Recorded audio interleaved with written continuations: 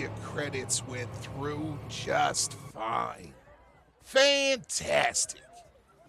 Now, where was I? Right. You were asking about the mercs, Nox Solaris. Well, friend, you have come to the right man. Been their humble street pharmacist since just after they got together. Some of my best clients, by the way. But more importantly for you, they're the best there is at what they do. I mean, what a group! Leader's a bona fide Atlantean voyager. That's right, Atlantean. Then there's the spooky techno-wizard cyborg genius. Finally, a mystic smithy giant. 12 feet tall if he's an inch. Not to mention the mountain of a spirit bear he calls brother. Now, I can get word to him if you're looking to hire Mister. No problem there.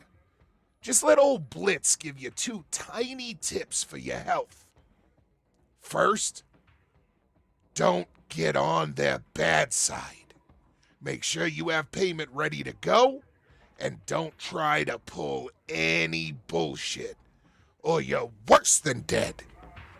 And second, don't piss off that fucking bear.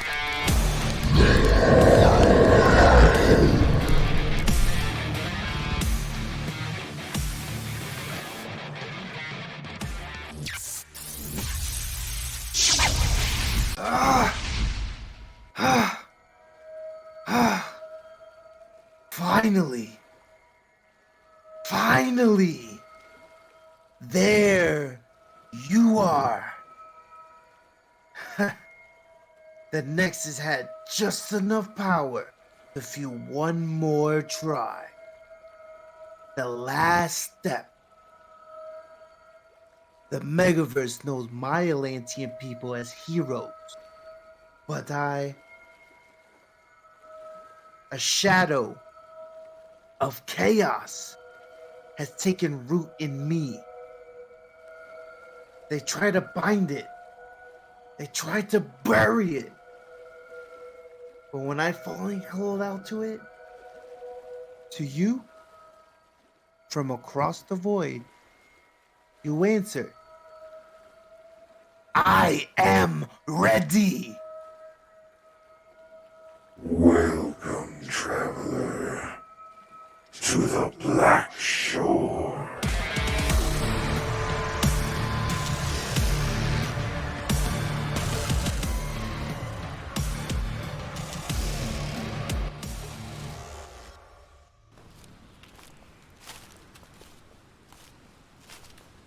Your shame reaches a mother's heart, even beyond the veil, little brother. My sister saw and mocked her as the darkness closed in. She giggled and synthesized honey-sweet tones while leaning close to softly breathe her venom into my ear. And so, with judgment passed and tourniquets in place, my family commanded the automated surgical bots to neatly slice both arms and legs from my torso. The harsh lights overhead swam and dimmed before my eyes, as flesh and bone were replaced with cold, unfeeling metal to cripple my connection to the arcane. Now, my family lies far behind my path, and I follow a new teacher as she whispers from the darkness ahead. Her voice haunts me with promises of forbidden knowledge and wonders precious beyond compare. Each step brings me closer to my prize, closer to my revenge, closer to her.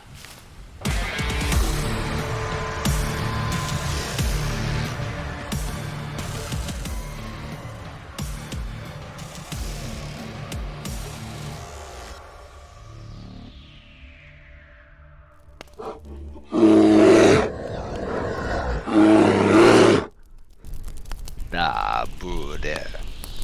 My eyes read the stars as keenly as your ancient ones do. It is almost here. E is almost home. And with him comes the end for our proud and noble Vana countryman, along with the rest of the souls on this world. As his foul shadow falls upon us all, we alone stand for those who cannot. Ugh. So rise, son of Aku. Our ancestors smile upon us this night as they call us home. Come and let us earn our place amongst the stars above.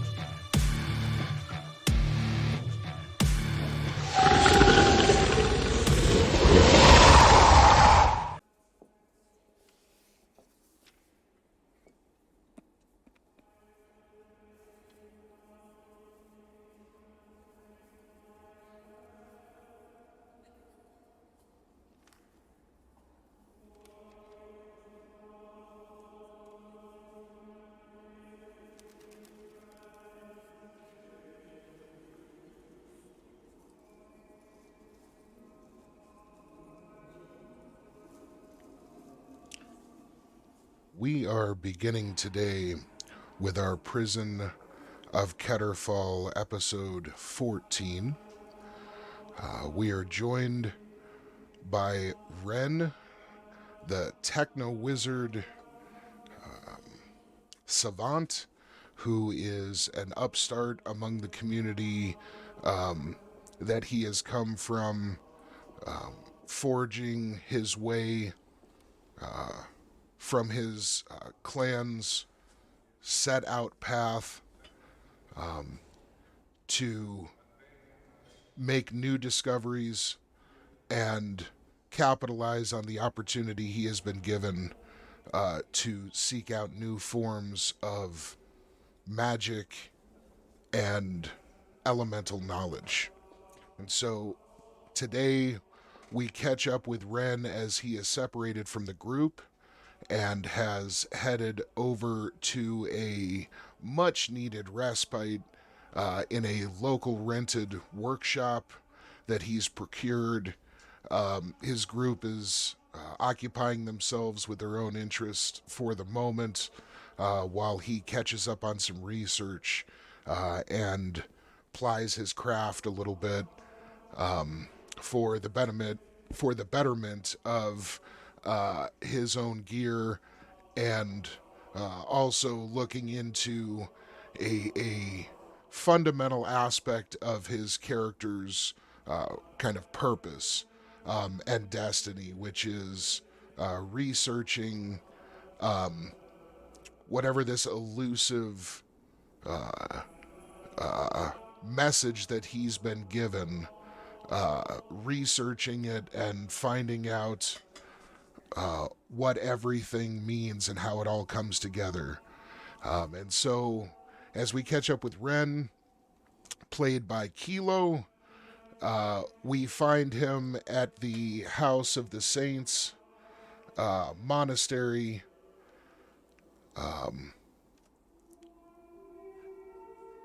that overlooks the bay that they arrived on the mainland on. And as they traveled from Sinner's Cove and made their way up to the monastery, they've seen many tourists and pilgrims that have been fairly innocuous. They've had their own adventures within the heart of the complex, but now they're free to roam about and do as they wish until tomorrow morning when they are scheduled to depart with Harmony and Pilgrim, two individuals who they have started becoming relatively close to in their short travels. Pilgrim, featured here, seems to be some kind of strange alien creature able to manipulate energy on a fundamental level, and her companion Harmony has been a helpful aid to the adventuring group since they first arrived in this part of the continent.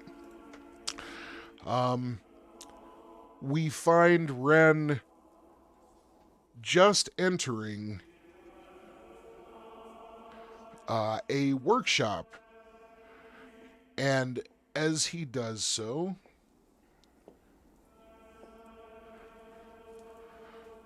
go ahead and transition over here.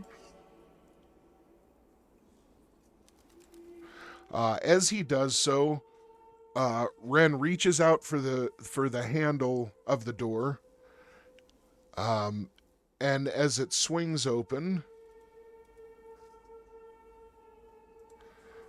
he is able to get his first look inside.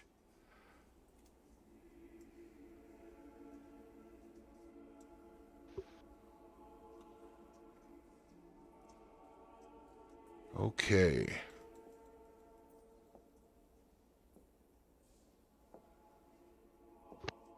All right. Are you able to see? I am only seeing the picture of the cliff at the building. I'm not getting on there. My bad. Here we go. It helps if I move you over there.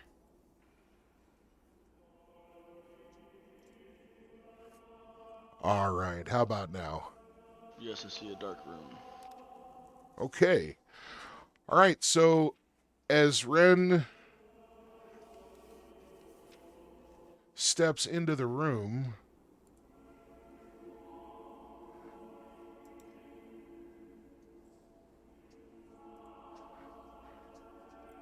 okay, are you able to see better now?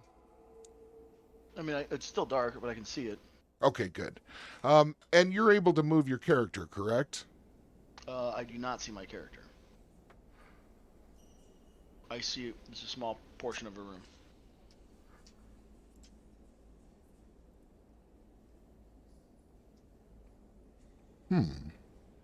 Let's see.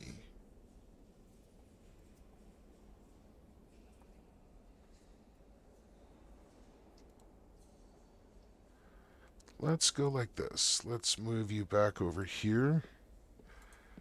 I am actually going to... Okay, I'm going to move you back. And then we're going to try and drop a fresh token and see if that fixes that. I sent you an image of what I can see via Discord, if you wanted to look. Okay.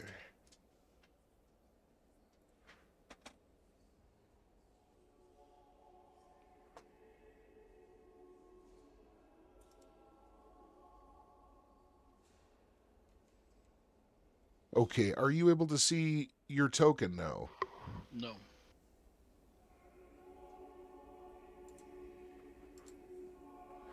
All right, sorry about that. Give me just 1 second here.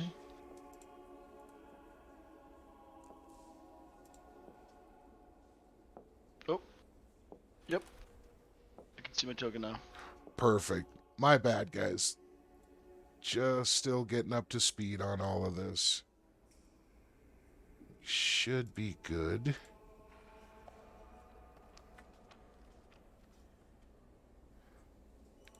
And we want to select him. There we go. All right. Sorry about that, guys. I'm still learning the ins and outs of all of the lighting and all that, but trust me, this should this should run fairly smoothly today. All right. So you're able to see your guy and basically what you should be able to see from your perspective now, By correct? a door, and I can see it looks like a table with 4 seats, and I'm not sure if that's either a lab station or a bench of some sort, or that's a big generator. I'm not sure. Excellent. I Excellent. see a Okay. toolbox and all that. Yeah. Okay. Gonna make sure. Yes, you should be able to. Now, can you move your token? Probably. I just have to remember how to do that. If you can, just move it like one space in any direction, if you would. You should be. There you go. Perfect.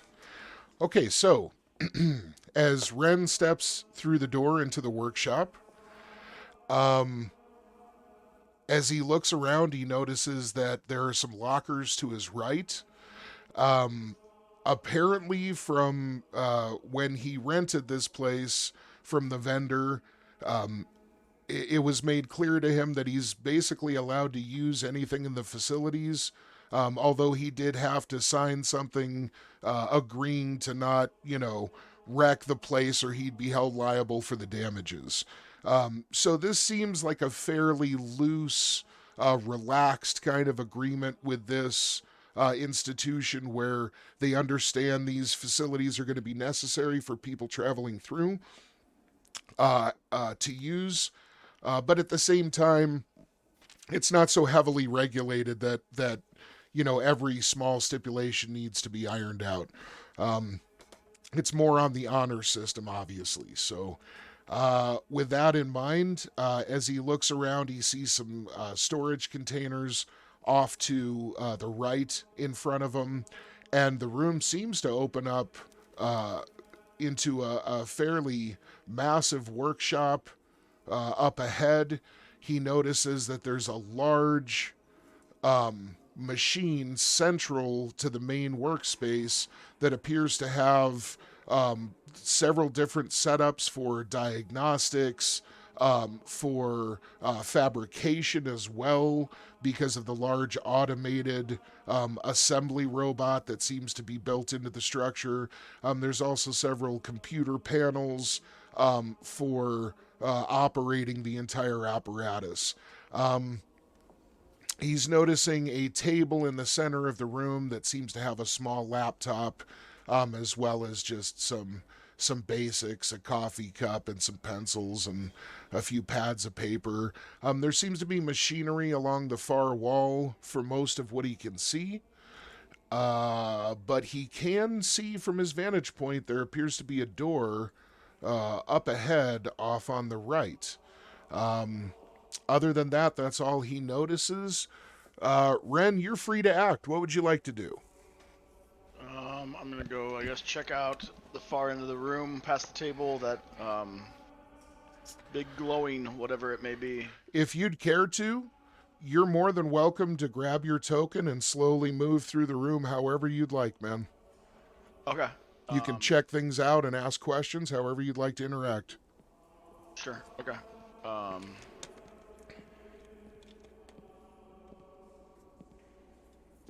move over to here. Check out what's in front of me. Okay. Why don't you go ahead and give me a perception roll if you would? And guys, so that you know, our scale is 5 foot per square in this map.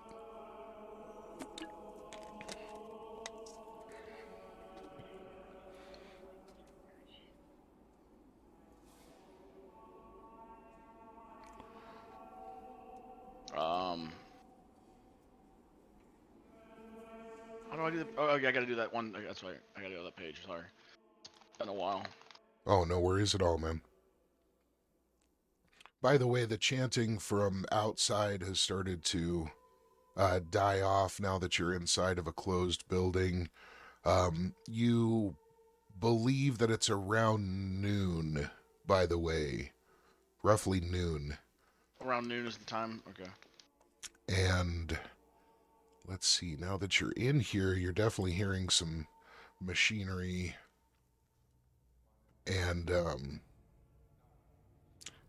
and kind of background noise of the familiar accoutrement of a fully decked out workshop. That's something that you notice. You said perception? Yes, please.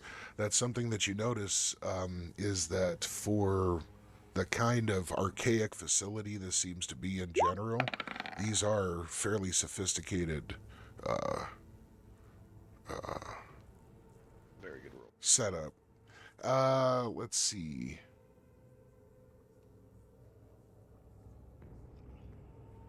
Okay. All right. You notice that as you step closer, this seems to be a fairly sophisticated setup. It should allow the fabrication of anything short of, a small vehicle would be able to basically be fabricated here and printed. This does seem to be a fairly standard, like matter printer. It doesn't have any kind of nanotech or anything like that you could see. So it's not any kind of nano forge or anything like that. But if you have schematics, you could easily tell it to basically fabricate whatever you'd like.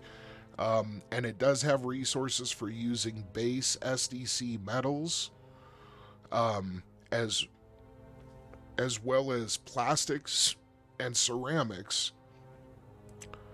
but it can only produce in mega damage materials, metal alloys, and ceramics. Okay.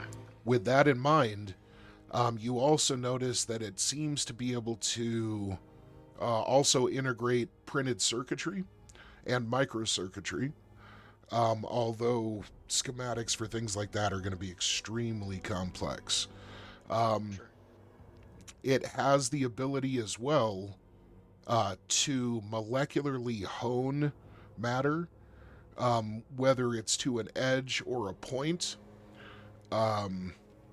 which obviously provides it the ability to make unbelievably sharp materials. And it is also able to fully power and charge, as well as install fabricated SDC and MDC battery packs into machinery. So essentially anything that you can program it to build, it's going to be able to also power as well, with an internal pack that it will provide. Now, there are several different schematics already printed or already preloaded into this machine that will allow you to bypass most of the manual, kind of mundane programming that would go into the entire battery pack fabrication. That being said, essentially you're just going to be able to choose what kind of battery you're wanting, and it will, for the most part, take care of it. Now, you will be charged for all materials used, and the materials are going to scale up from SDC softer materials like plastics up through ceramics, metals, then to MDC materials, and then the most expensive is the battery fabrication.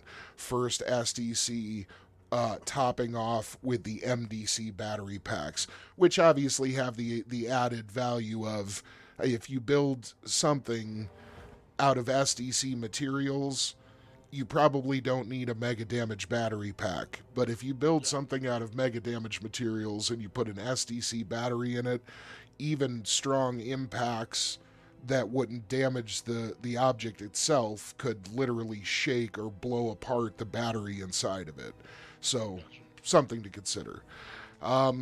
Okay, with all of that being said,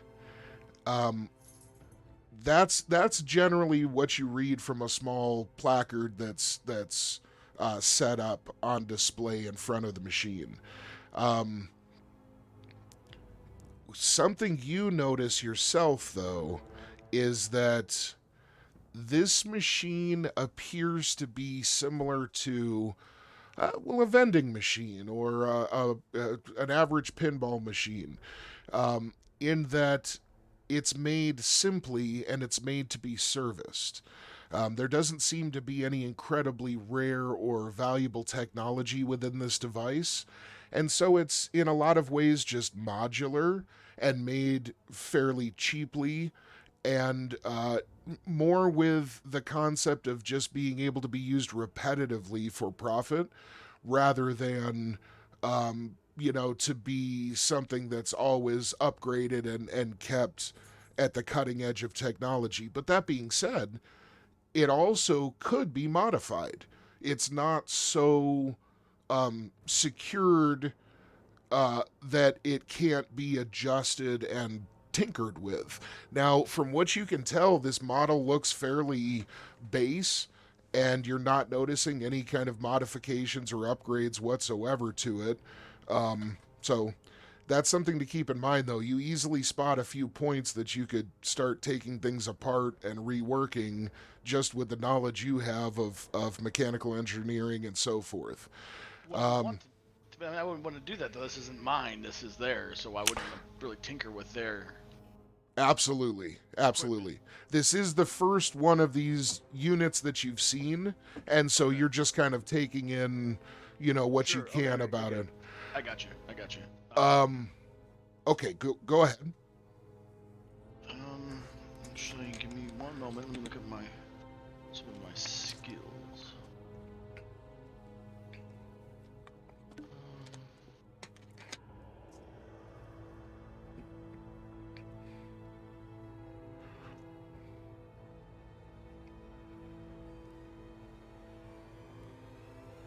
Where is that one? Is it under skills or is it under something else? I'm having a little issue here clicking on things. It's trying to highlight things.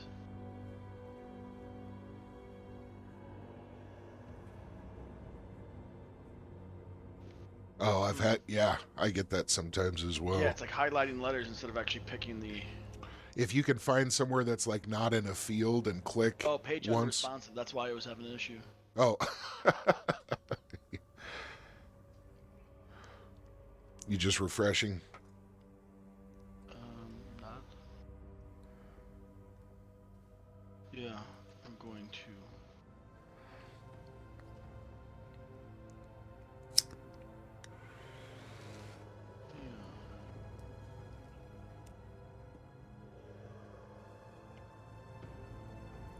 Computer's being a little wonky right now for some reason. It thinks or this website is. Okay.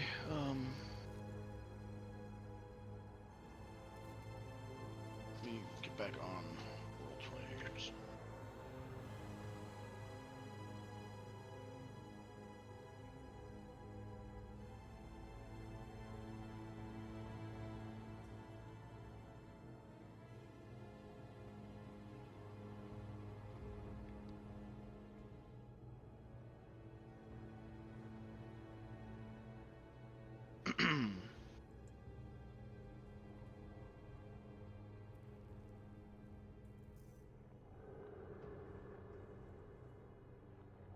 Character page.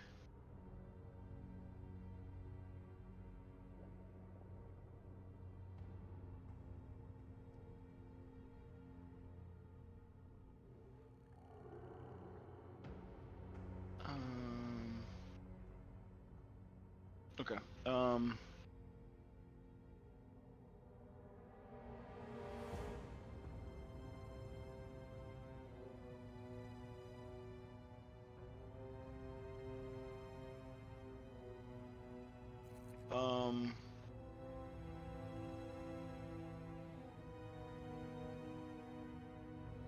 Now, can I use, while studying this thing, my skills of like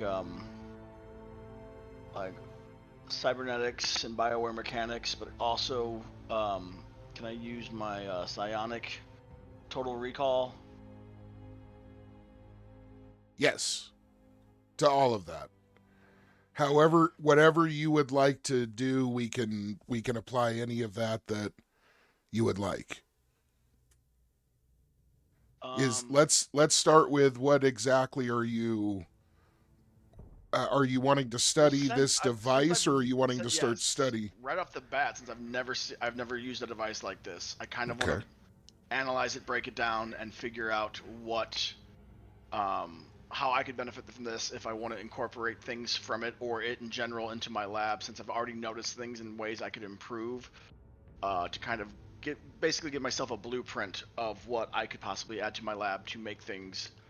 I mean, if this thing can fabricate things for me and me not have to do anything by hand, or not anything by hand, but certain things by hand, it seems like a very helpful device. Indeed. Um, I believe that your most potent resource for learning about technology is your psionic ability of is it telemechanics, I think it's called. yeah, I'm looking at the ability to allows it psychic to mentally communicate to understand machines. So I was going to use that with the in conjunction with Total Recall, so I remember. Perfect. Okay. If you'd like to go ahead and cast both of those, if you wouldn't mind, would you read the description of that telemechanics just so that... Sure, of course. Let's see here. Can I open this window bigger?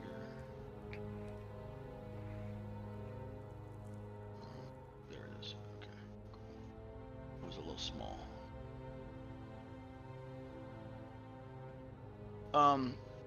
Okay. This ability allows the psychic to mentally communicate and understand machines. The psi power is a bizarre combination of object read and telepathy, except that it applies to mechanical devices only. By touching any non-artificial intelligent machine, whether it be a bicycle, gun, car, airplane, the psionic will instantly have a complete, although temporary, knowledge of exactly how the machine operates. I must stress that the psychic knows everything about the machine. The complete schematic diagram and the operation knowledge are clearly seen in his mind's eye. The level of skill expertise is equal to 80%. When touching an artificial intelligent machine, i.e. computer, the psionic not only understands everything about its operation, repair, access codes, etc., but can actually communicate with it telepathically. This means he can tap into the computer's memory bank without using a terminal because of the information would be sent directly through the psychic's mind. Remember, the telepathic link and memory are temporary abilities, although a total recall would be able to call up small bits of information. The psychic skill knowledge is equal to that of 88% skill proficiency and applies to all aspects of the machine. This operation, repair, specific codes, programming, etc. Okay, would you reread that section that just spoke about it only being temporary or partial with total recall in that last section there? Remember, the telepathic link and memory are temporary abilities, although a total recall would be able to call up small bits of information. So basically, during the time of this spell, I'll have full understanding of every bit of this machine and how everything works. But with total recall, I guess I don't need total recall, or do I need it now? Or you I mean, if you're wanting to utilize this information later, like I'm seeing your character as kind of like a patchwork as he goes along, that he's just putting all kinds of scientific knowledge towards his like into his library, right? And so I would assume that in search for new technology, you would probably always want to be using total recall when possible, whenever you encounter shit like this, so that you could really benefit from it later on in some way. You know what I mean? Yeah, I mean, that's ideally what I was thinking. Like, yeah, and you've pretty much been doing that the whole time. So, but yeah, I would recommend that. And I mean, who knows where this could lead just by itself, you know? And then, so this lasts for 10 minutes. So I would want to spend my 10 minutes just going nuts on notes. Just trying to like write down like a blueprint of this device. Okay. and kind of just make my own, like, how I would, what I would change. But mostly right now, actually not even what I would change. This would mostly just be understanding the core components and everything of this thing, and just writing down as much information in that 10-minute period of time from while this lasts of the telemechanics that I can, just to get a detailed blueprint so I could possibly recreate this. I've got all the time in the world later to go over what I've written down and figure out what I can change. Okay, I might now make a note where I see those small things, but other than that, yeah, I'm just gonna. now something that you do think about quickly as you gaze down at yourself and realize you're kind of hefting around quite a bit, is that you're still completely set up for combat and with your full pack and everything all set. As you look around, you realize just from your vantage point here that there's obviously some kind of kitchen over by the front door. Something with a sink. There's also a small lounge area. You've got your table next to you.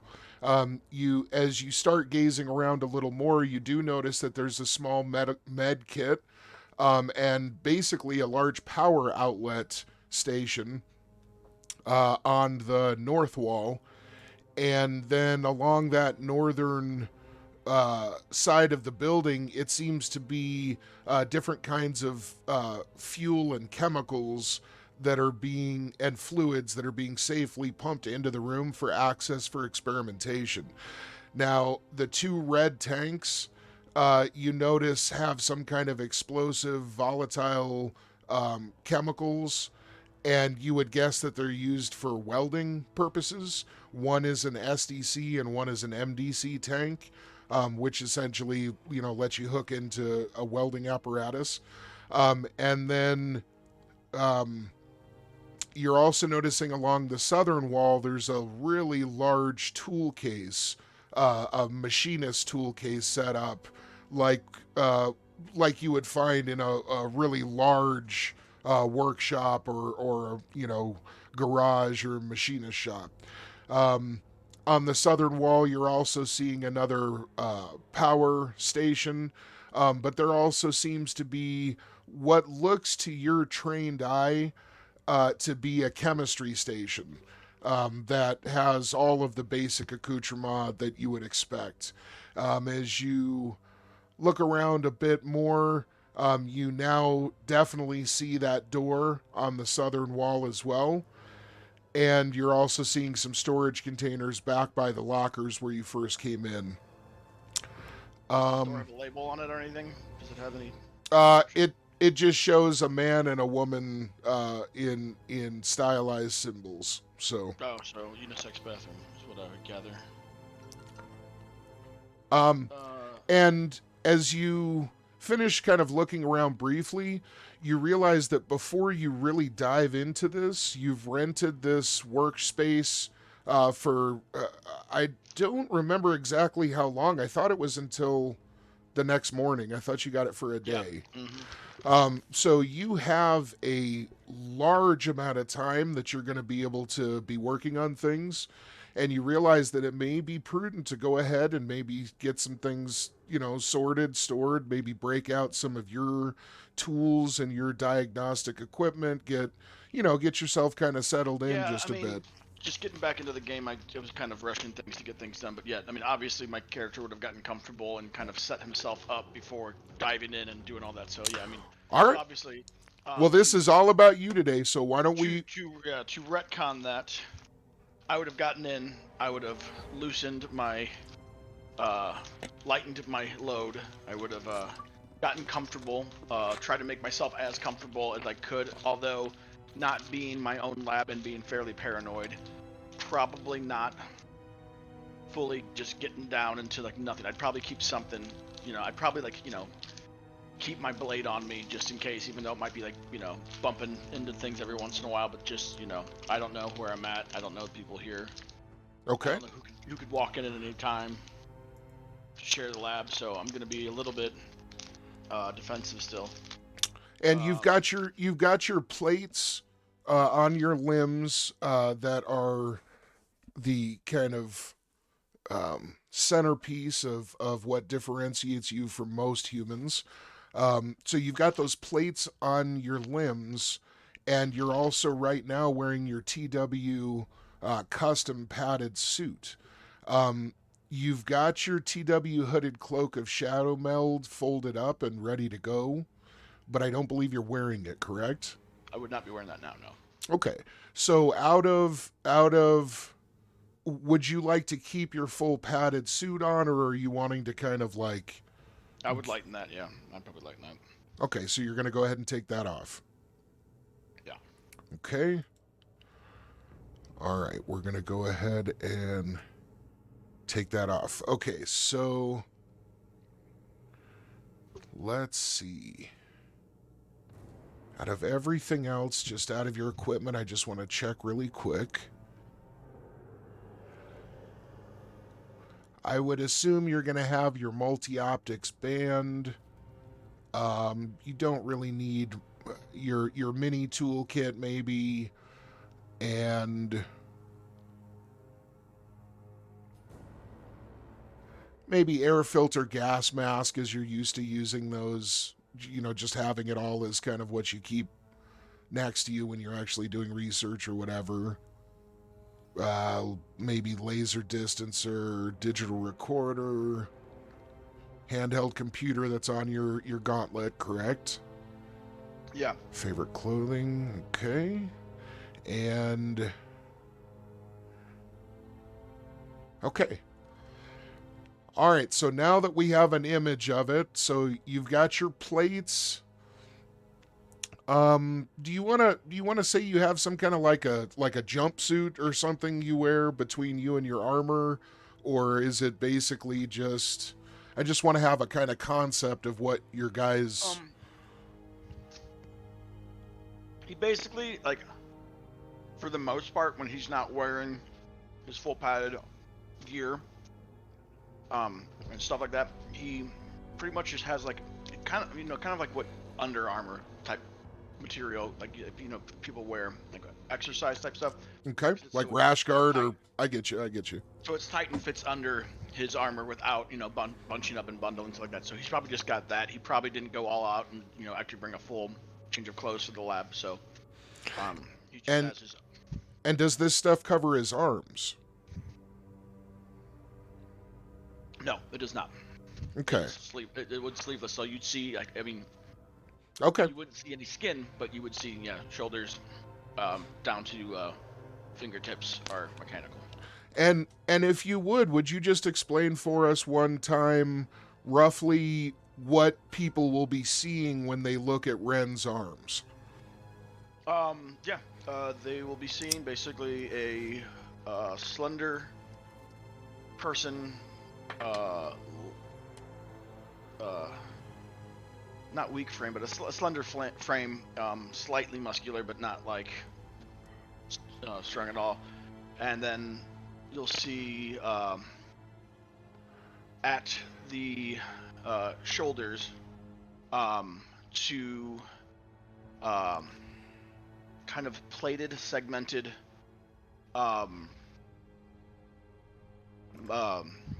fake fake arms that are they look fairly decent as far as the structure. They don't look like something you'd find in a, you know, back alley. They do look like they were probably at one point possibly like a nicer or even design, like, you know, like a high quality brand, but you can see that there have been components switched out. So it's not like there's some customization to it, not making it look sloppy, but it definitely is noticeable for people that I guess would be accustomed to prosthetics. Yeah, just kind of thin arms that maybe slightly, for his frame, slightly larger in some spots, but maybe even slightly thinner in others due to the structure of them. Same thing with the under this kind of like tight fitting shirt, have kind of loose, baggy pants that kind of like stop around the knees, and then similar from knee down, you see similar shaped and designed calves and feet, basically, of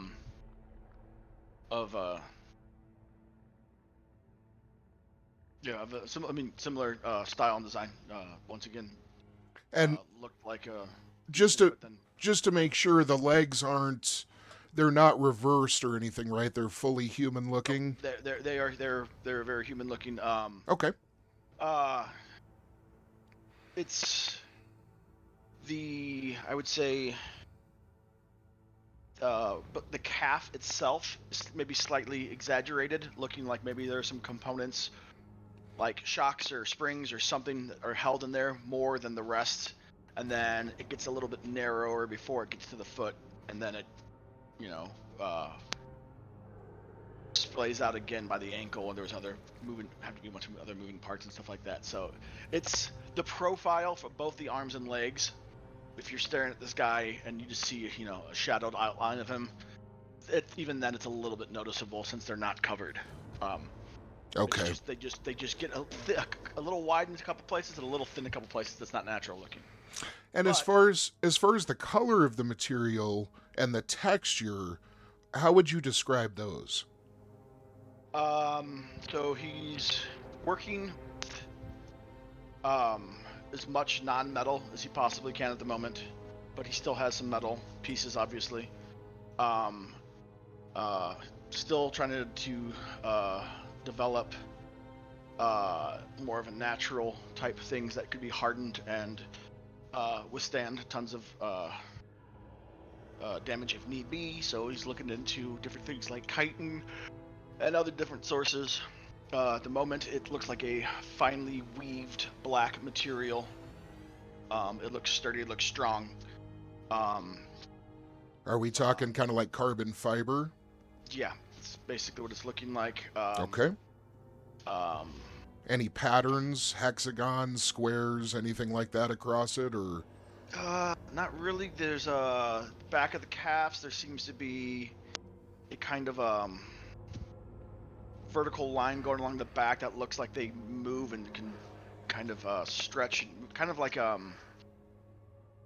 do I describe it? Like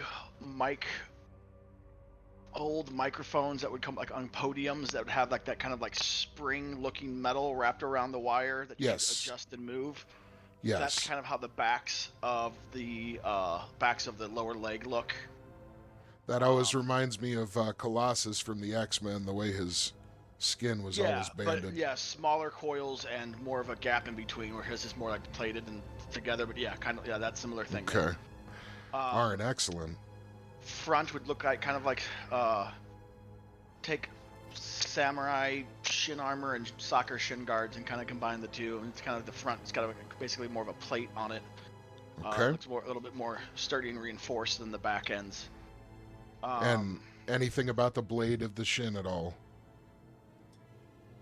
No, nothing special there. Okay. Feet look like they are. There's not individual toes. There are 3, not all 5. Largest being the big toe, and then a middle section and a smaller section on where the other 4 would be. Okay.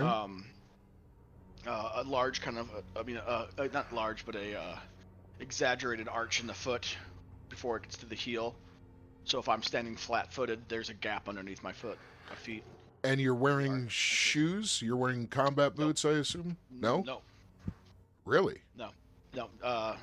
Because of the way this is designed, shoes typically don't go well unless he's trying to cover what he's doing. Interesting. It would impede his movement somewhat. So observers, even when you're in full combat gear, they're able to see that you have cybernetic feet, basically? The feet, when I'm in combat gear, it could look like armored feet. They look. Well, we can swing back around to that. I know. The feet, like, is what you'd be seeing, and it's not like. You'd have to study the feet and like stare at my feet basically to figure out like those. How does his feet fit in there? But like at a glance, you're not going to notice at all. But like if But I'm walking somebody around pretty my floor, perceptive would be able to pick up on. possibly, yeah. Okay, And okay. yeah. And we And I don't. Nothing's permanent. We can retcon whatever we need to. These are just great details to focus in on while we have some time. So, Yeah. All right, excellent. And I do want to say, because it'll put a little extra pressure on him. Kilo is doing a ton of in-house art for this whole project, and we really appreciate it. And at some point, we're going to be able to show you what everybody looks like according to his vision of it. And what I was showing before, this is his actual, this is his artwork of his character Ren. So we've got some other pieces from him that are getting put together for the other characters, and we'll show that off when we're back with them. But yeah, we're looking forward to seeing all of this stuff because, I mean, look at this. Just amazing. So can't wait to see how everything unfolds with that. And eventually, guys, we're going to try and make that available to you. So, all right. Now that we have the basics of what your limbs look like, now that the armor is off, you have offloaded, we'll say, those items that you generally use for research onto this work table. Did you want to, before you get going hot and heavy and up to the elbow in research, did you want to look around your workspace anymore? Is there anything did you want to maybe turn some music on the laptop? Did you want to make something to eat? Did you? So yeah, the very first thing I would do was to examine the table, total recall with the I can't think of the other thing right now. Telemechanics. Okay. Yeah, that would be my very first thing. After I get comfortable, I would do that right away. And then once I had that, and I felt I was comfortable with writing down what I had, then I would start like being like, okay, then it's like, because right away that's what grabbed my interest as I walked in here, and being like, I could use this in the future. Let's get that done. And then after that, then I might sit down for a second, maybe pull out, a small ration of something to eat, look around, kind of check out the room, my space, just kind of thing. I might maybe move a couple of things around slightly just to get like, just move a couple of chairs, or maybe move the table and chairs in a slightly different spot, or a couple of, feet in a different direction, just to kind of mimic my my particular setup of where I used to work, my own lab, a little bit more, just to kind of get me in the zone and kind of get me like just going without thinking, kind of like that muscle memory mode.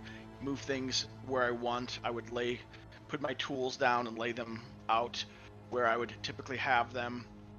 If certain things weren't there, maybe throw a chair next to the table I'm working at and put a couple of things there, because I like to have them in reach, and just kind of get like like a painter setting up his easel and his palette and all that stuff like that. Like just get everything organized and situated where I know I want it. Okay. All right. You get things organized, you get everything set up where you're going to be able to access everything you need to in the sequence you'd like. You kind of get into your normal flow for this kind of activity and get your environment matching that. Let's see. Let's go back to this.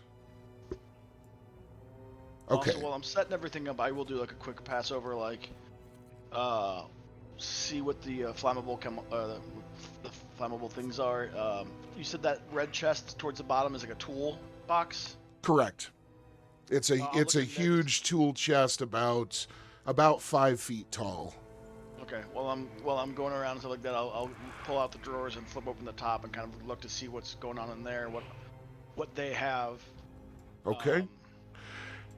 As you do, you notice that there is just about anything you could need for most mundane kinds of mechanical repair, including some kind of, relatively basic electronics that would be able to plug in and do simple diagnostics and so forth, just a few steps up from like a laptop.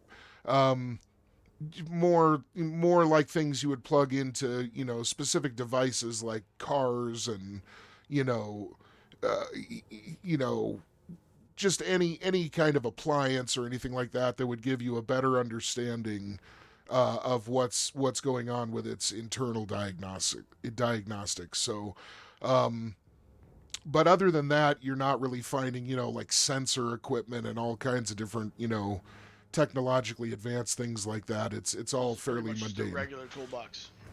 Yeah, for the most part. But I mean, it's got things where you could track down,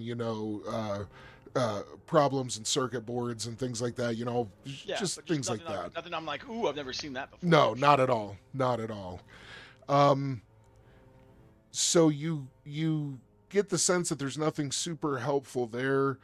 As you're able to see around, because the rear of the fabrication platform here is a solid wall up almost to the ceiling, where the top of the fabrication kind of unit is, the robot is.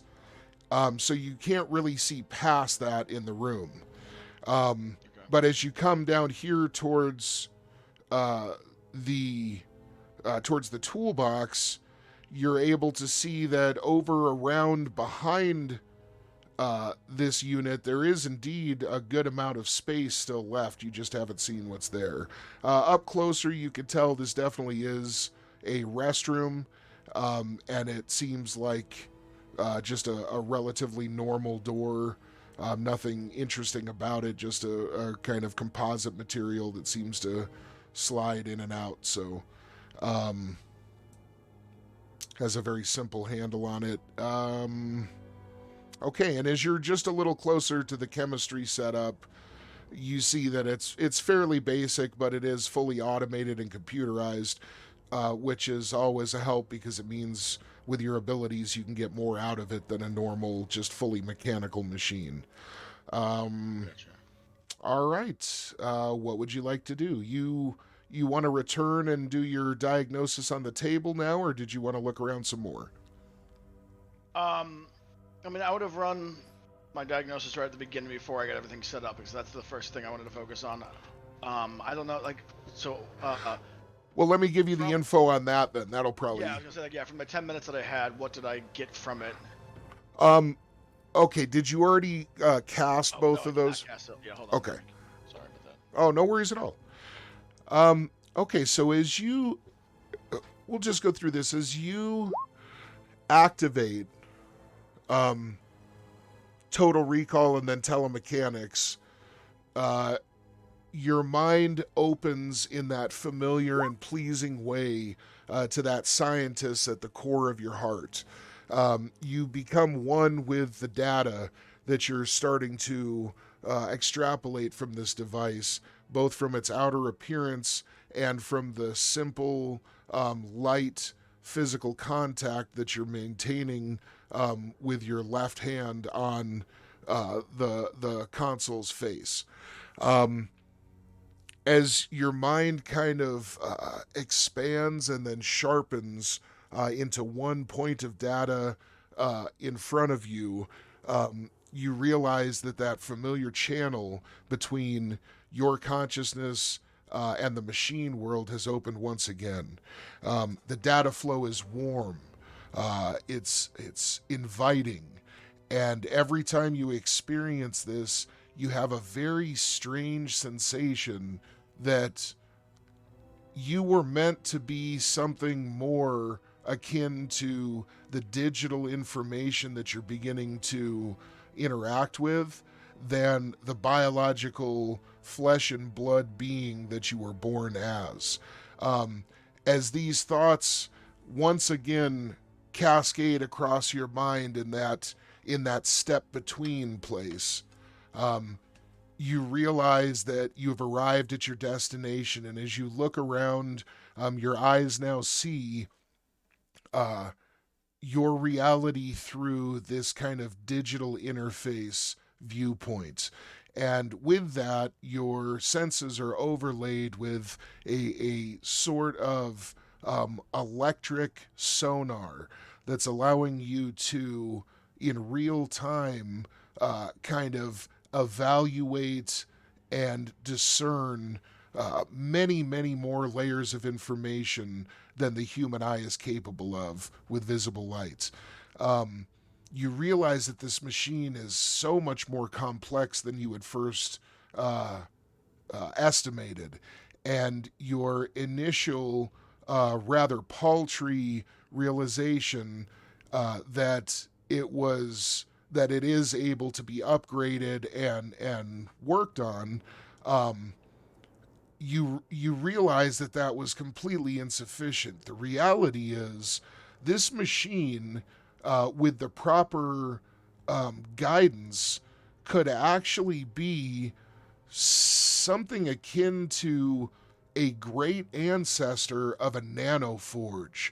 Now, a nanoforge is known to you through what are known in the current age as operators.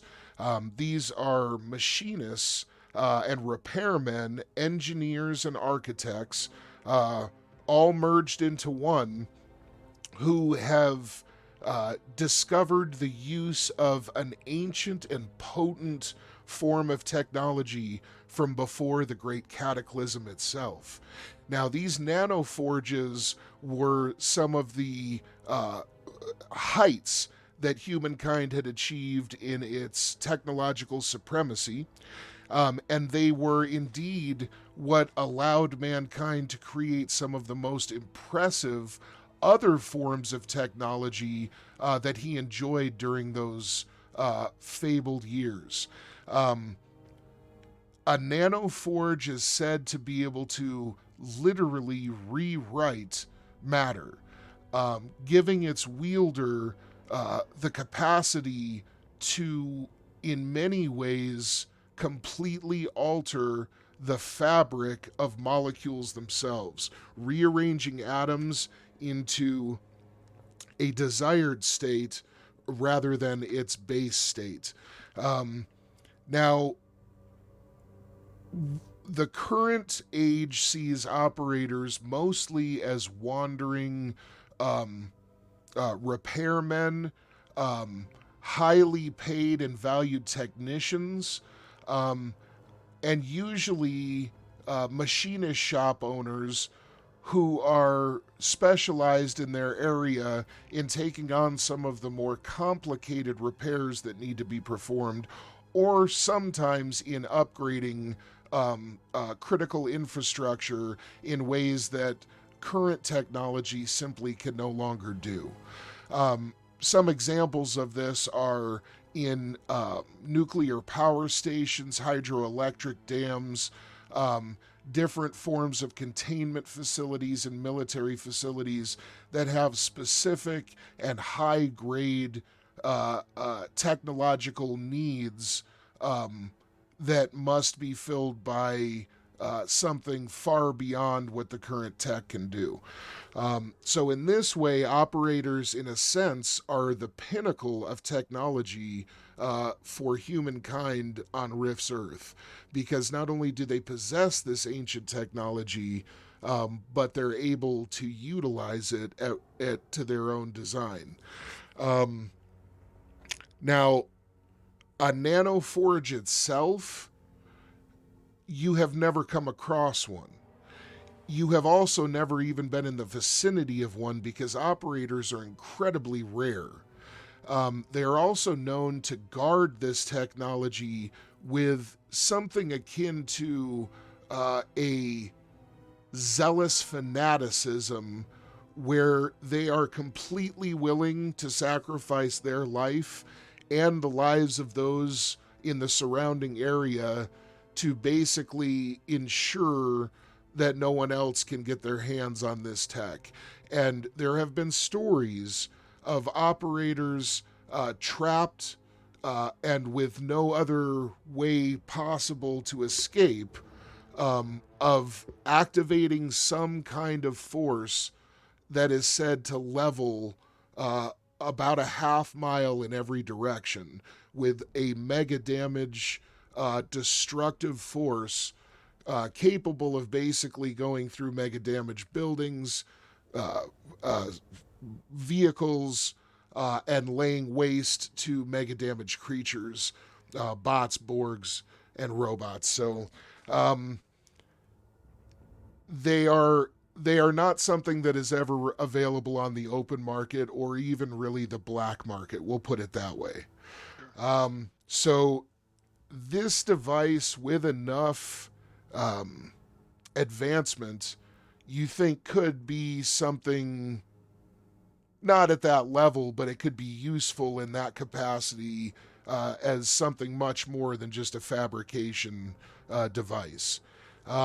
How far that could go, you're not exactly sure, because it would take a lot of research and development to even start approaching something beyond its current form. But as you make this merge and you're trying to filter this information to the best of your ability, why don't you go ahead and just open the dice roller, and why don't you give me a percentile die roll, a D100. You're going to enjoy a bonus of 30 on this roll. Not giving me a bonus anywhere. Didn't ask for one at least. Oh, that's okay. You could just roll it and we'll add it. Okay.